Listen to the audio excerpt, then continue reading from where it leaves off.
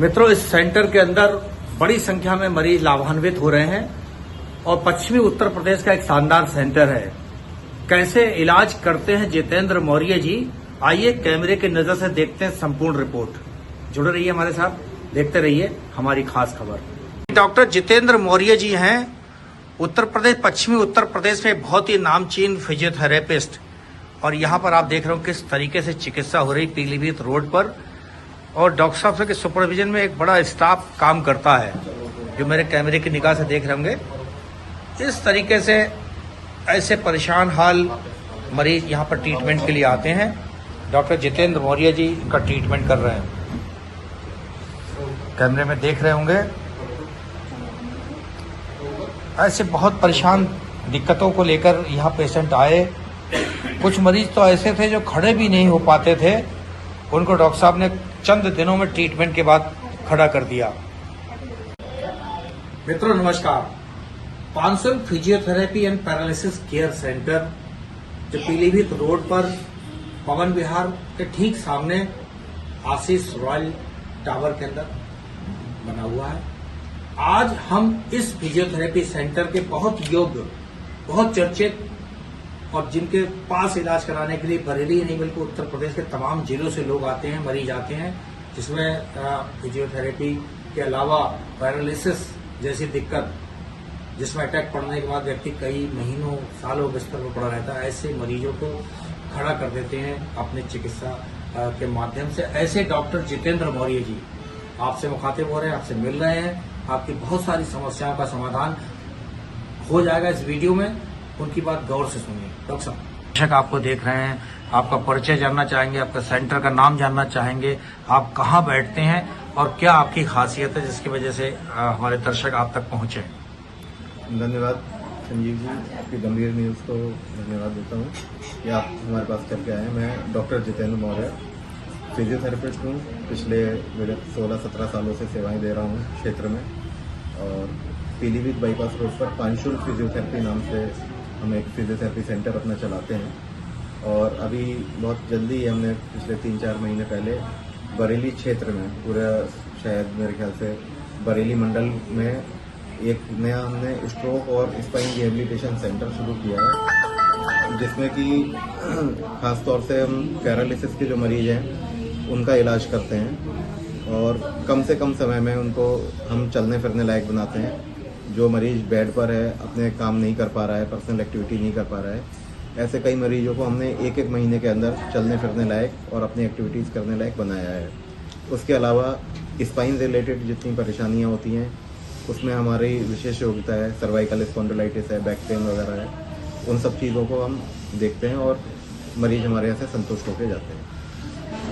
Doctor साहब बताते हैं कि स्ट्रोक होने के बाद, पैरालिसिस होने के बाद मरीज को महीनों बिस्तर पर रहना पड़ता है, चलने फिरने में दुश्वार हो जाता है। क्या आपके पास कुछ ऐसे केस, किस्से कुछ हैं जो बताएंगे हमारे दर्शकों को?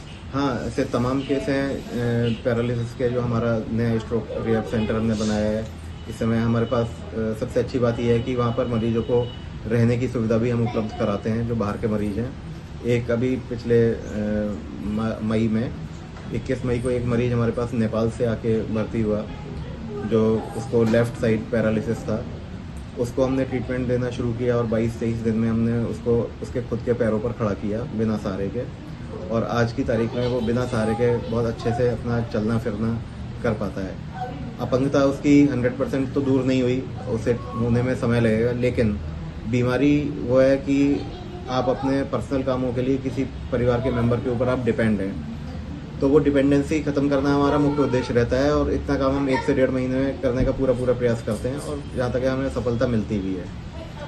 इसके लिए सबसे मुख्य चीज़ जो मैं कहना चाहता हूँ वो डिपेंड करता है कि मरीज हमें कितना जल्दी मिला है। शुरू के 3 से 6 महीने जो होते हैं वो बहुत इंपॉर्टेंट होते हैं, जिसमें हम पेशेंट को अधिक से अधिक रिकवरी कम से कम समय में दे सकते हैं। डॉक्टर साहब, स्पॉन्डिलाइटिस नाम की ये क्या बीमारी है, कैसे होती है, क्या आपके पास इसका उपचार है कुछ? हाँ, स्पॉन्डिलाइटिस गर्दन की जो रीढ़ की समस्या है उसमें ऑर्थराइटिस होना या गलत पोस्चर की वजह से, जो आजकल देख रहे होंगे लोग, बल्कि छोटे छोटे बच्चे भी मोबाइल का उपयोग ज़्यादा करते हैं तो गर्दन नीचे पूरा झुकी रहती है, उसकी वजह से धीरे धीरे गर्दन भी डिफॉर्म्ड होना शुरू हो जाती है। इसका हमारे पास उपचार है। ये मैकेनिकल प्रॉब्लम हम इसको मानते हैं और इसको मैकेनिकली करेक्ट करते हैं। जो स्पाइन के हमारे जो नॉर्मल एंगल्स हैं हम उनको वापस पेशेंट को एडवाइस करते हैं।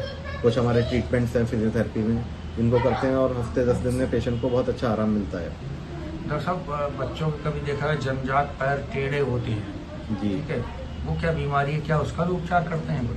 हाँ, अलग अलग डिफॉर्मिटियाँ, सैकड़ों टाइप की डिफॉर्मिटियाँ हैं, कुछ बच्चों में मिलती हैं। जो जन्मजात बच्चे होते हैं, पैर टेढ़ा होना CTE कहलाता है। उसमें कंडीशन की हर बीमारी की एक सीवियरिटी होती है अपनी। अगर वो माइल्ड टू मॉडरेट है तो उसको हम फिजियोथेरेपी से इजीली ठीक कर लेते हैं। अदरवाइज हमें एक ऑर्थोपेडिक की सपोर्ट चाहिए होती है, जिसमें कुछ सीरियल प्लास्टर दे करके भी उनको करेक्ट किया जाता है। डॉक्टर साहब, हमारे दर्शक आपके बारे में खास तौर से जानना चाहेंगे। आपकी प्रारंभिक शिक्षा दीक्षा, फिर आपकी मेडिकल की पढ़ाई कहाँ हुई, आपने कहाँ तक शिक्षा अर्जित की है, हमारे दर्शक ये भी जानना चाहेंगे। मेरी हाई स्कूल इंटर मैंने बरेली में ही जयनारायण सरस्वती विद्या मंदिर इंटर कॉलेज से किया। उसके बाद में राजस्थान विद्यापीठ उदयपुर से मैंने अपना बैचलर्स किया फिजियोथेरेपी में। मणिपाल से मैंने हॉस्पिटल एडमिनिस्ट्रेशन MBA जिसको बोलते हैं, MHA बोलते हैं, वो किया। हिमालयन यूनिवर्सिटी से न्यूरोलॉजी में MPT किया, मास्टर्स इन फिजियोथेरेपी। और रोहिलखंड यूनिवर्सिटी से MSW, masters in social work, ये मैंने किया हुआ है। कुछ और कहना चाहेंगे अंत में हमारे दर्शकों से? हाँ, मैं एक सलाह जो सभी को देना चाहूँगा वो ये है कि जो हमारा उठने बैठने का, लेटने का जो हमारा पोस्चर है, जो भंगिमा है, अगर हम केवल उसको ध्यान रखें तो तमाम ऐसी बीमारियां हैं जिनसे हम हमेशा दूर रह सकते हैं। जैसे अभी आप स्पॉन्डिलोलिटिस के बारे में बात कर रहे थे, या हम बैक पेन की बात करें, तो ये सब चीज़ें डिपेंड करती हैं कि हम अपना कार्य क्षेत्र में, जैसे मेरा टेबल वर्क है, मैं कंप्यूटर ऑपरेटर हूँ, तो मुझे सर्वाइकल की प्रॉब्लम होने के चांसेस ज़्यादा रहते हैं क्योंकि गर्दन झुकी हुई ज़्यादा रहती है। आजकल छोटे छोटे बच्चों में भी स्पॉन्डिलोलिटिस की दिक्कत देखने में आती है, केवल इसकी वजह से कि मोबाइल का उपयोग ज़्यादा होता है, गर्दन झुका करके हम बात करते हैं। तो बैक पेन का जो मुख्य कारण है हमारा गलत तरीके से लेटना है, या हमारा जो वर्क है, हम बाइक पर ज़्यादा चलते हैं, कार पर हमारा ट्रैवलिंग ज़्यादा है। तो उन सब चीज़ों को हमें बेहतर तरीके से समझना ज़रूरी है कि हमें किस पोस्चर में बैठना चाहिए, किस तरीके से हमें लेटना चाहिए, या किस तरीके से और कैसे खड़े रहना चाहिए। Thank you very much sir.